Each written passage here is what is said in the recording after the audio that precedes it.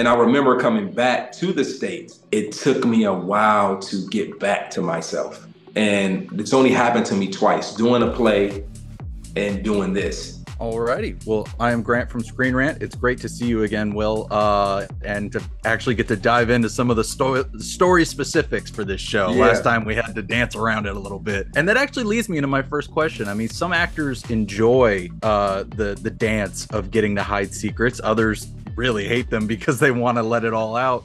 How has it been for you having to hold back some of the specifics about Paul thus far?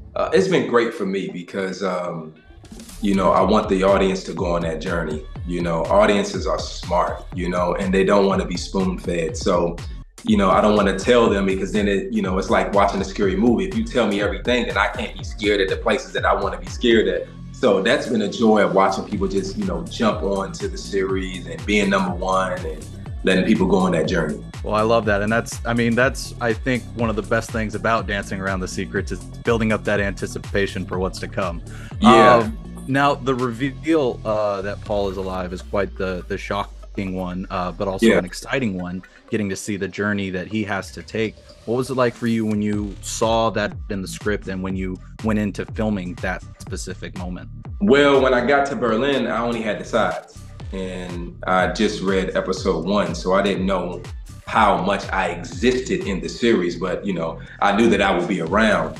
But reading 106 and working with Joseph Cedar was a dream come true. You know, one thing that has been beautiful about working on Constellation is that you're working with some of the best people at the top of their craft.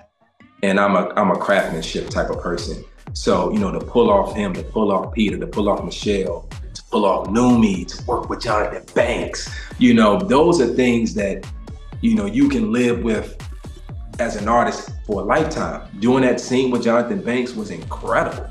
You know, seeing him and working with him. And so it was a dream come true. And then as from the Paul's landscape, you was able to see Paul's side, Paul that lived side of the story. And but you know, no one asked me too, you know, about the cutting of the arm.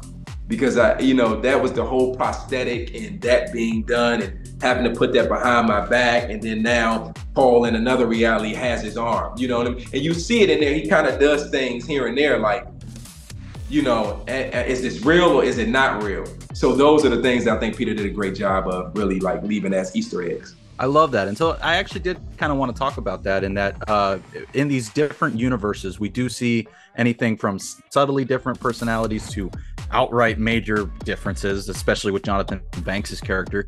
Did you and Peter ever talk about what some of the differences might be between the two Pauls in this show? Yeah, without you seeing it all. So follow the watch. You know, in one reality, the watch is there, and another reality is not. You know what I mean? And so this is Peter again. How do we deal with time? How do we deal with space? How do we deal with distance? This is the questions that we have in the human experience. You know, how am I dealing with these things? How am I dealing with regret? You know, it's always I gotta get it because I don't want time to be lost. You know, time is really the only true commodity that we have on this earth, right? So he's dealing with those things. And if the sun is too close to the earth, we all burn. So everything is timing. So I really enjoyed you know, talking to Peter about those concepts when he was willing to share. But most of the time I say, Peter, I'm having trouble with this. He'd go, you'll figure it out. Because he wanted to have us a real experience of being lost in our minds.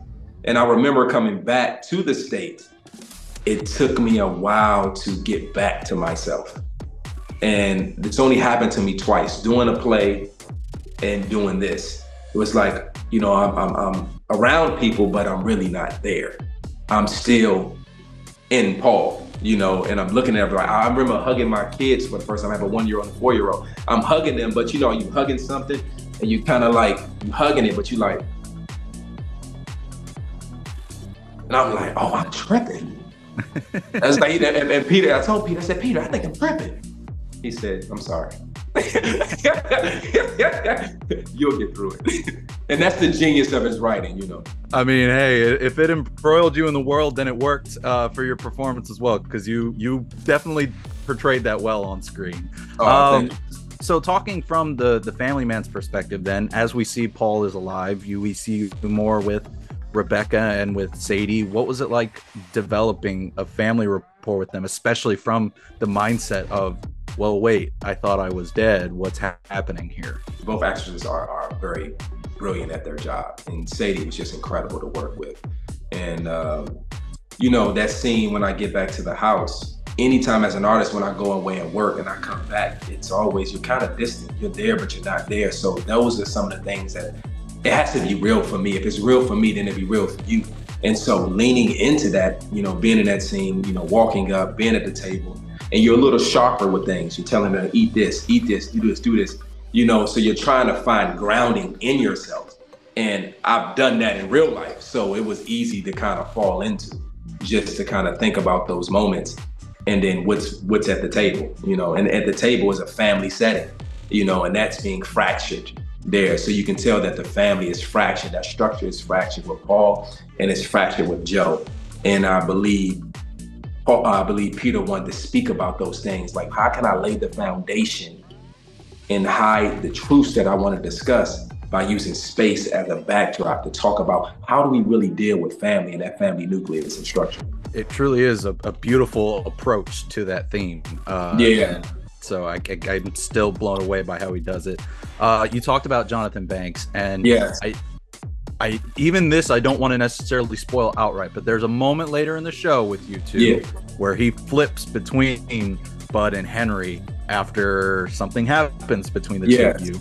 Yes. What is it like for you as an actor seeing that flip in the moment from your co-star as he goes from sort of antagonistic to caring and concerned? Well, one, I'll start with what a dream as an actor, coming up to be able to work with Jonathan Banks. That's a dream within itself. And we don't know how long, the young man's going to want to do it. You know what I mean? So that's a dream in itself too. But being in the scene with him was just incredible, and watching that switch, because we're both having discoveries in the moment. Even in the rehearsal, it's like we're in it, and I can see him light up, because a lot of times, when you've been doing it so long, what I hear from actors who've been doing it a long time, some people come and they're phoning it in. They want to be recharged too, like when they first got their first part. They want to feel the jitters and the nerves too. Is this young man going to take this scene from me? Is he going to kill it so much where you don't see me? These are the things as the human being thinks about those things. But to get in there with him and to watch him switch between Henry and Bud was one of the most beautiful moments I've had as an actor, of just watching him do that. I love that. And it's a terrifying moment as much as it is a beautiful one, at least from the viewer's perspective. From being there in the moment.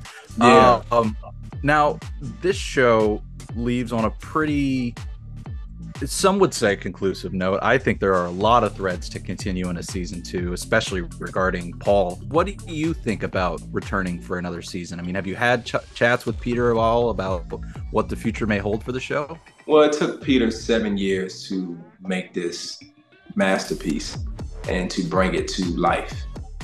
I'm sure he has a whole lot of things he wants to discuss in future episodes and future seasons.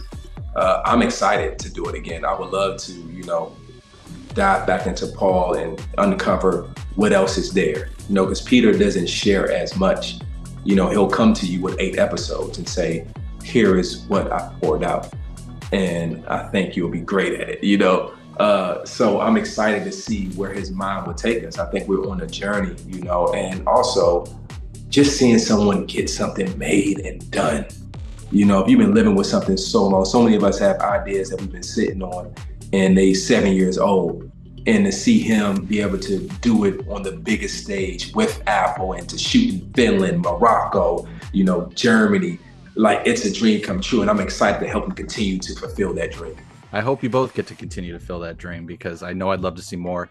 I see I'm almost out of time. So going off of that question, what would be the one big thing you'd love to see explored with Paul going into a second season? Him finding a way back into that reality, and does he exist in both? And how can he live in both? And then in the cow, I would love to see, that story unfold, because that's a character in itself, the machine that Henry and myself are working on. What can it really do? Because it's really giving interstellar vibes, you know what I mean? Like, what is really out there? Now, I mean, you can go so far. I mean, you go back to space, if the cow cracks open and it works the way we work, are we now on Mars? Are we now in existing in a whole different space? Is there animals involved that live in a different dimension? Like, this thing can go crazy. Maybe I should pitch some of these ideas to Peter. But yeah, I'm excited to see where it goes. I am too, man. I'm still left reeling after that finale. Truly, I'm so hopeful you guys get another season, because they're, like you say, there's so many directions to go. Go pitch some of them to Peter, please. Get them to Apple too. Let's get it going, because I want more. So and I'm excited that you see so many films, and you do this. For you to be excited lets me know that we have something. You really do. Like, I've been telling everybody, if you like good sci-fi and you like good character work, go watch this show. It's fantastic. So I'm going to keep spreading that word as much as I can until I hear that season 2 renewal, Will. So thanks for taking the time to chat with me again, man. I greatly appreciate it. Oh, man. Thank you, brother. I appreciate you, man.